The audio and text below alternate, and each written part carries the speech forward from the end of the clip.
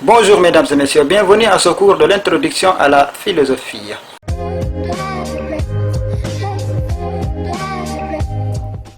La philosophie s'oppose aux autres formes de connaissance dans la mesure où l'activité philosophique ne se limite pas à une première impression que nous avons vis-à-vis des choses, tout comme elle n'accepte pas de tomber dans une croyance aveugle.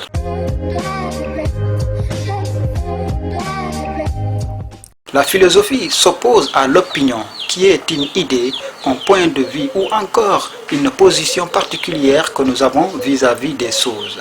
L'opinion n'est ni garantie de la vérité, ni moyen de savoir, car il y a une possibilité de tomber dans le faux ou dans le vrai. L'opinion ne procède pas à une recherche, et ce qui est plus grave encore, elle empêche toute possibilité de recherche. C'est dans ce sens que Gaston Bachelard assimile l'opinion à un obstacle épistémologique. Il dira: l'opinion ne pense pas, elle pense mal. C'est la première chose à détruire.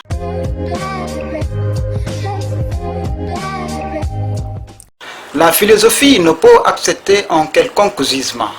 La raison doit être mise en avant pour garantir la connaissance. Contrairement à la philosophie, le préjugé est une forme de certitude que nous avons sur les choses et sur les êtres. C'est un jugement par anticipation, sans autant avoir effectué une recherche véritable.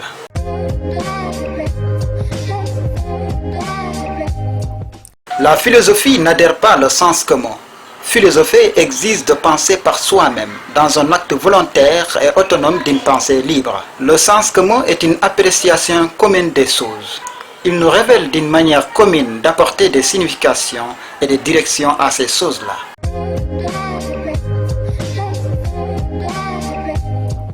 Les rumeurs proviennent d'informations qui ne sont pas certaines.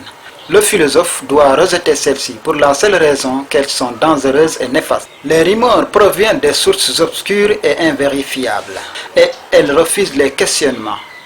Exemple, les ouïes dire: j'ai entendu, on m'a dit, ce genre de discours-là.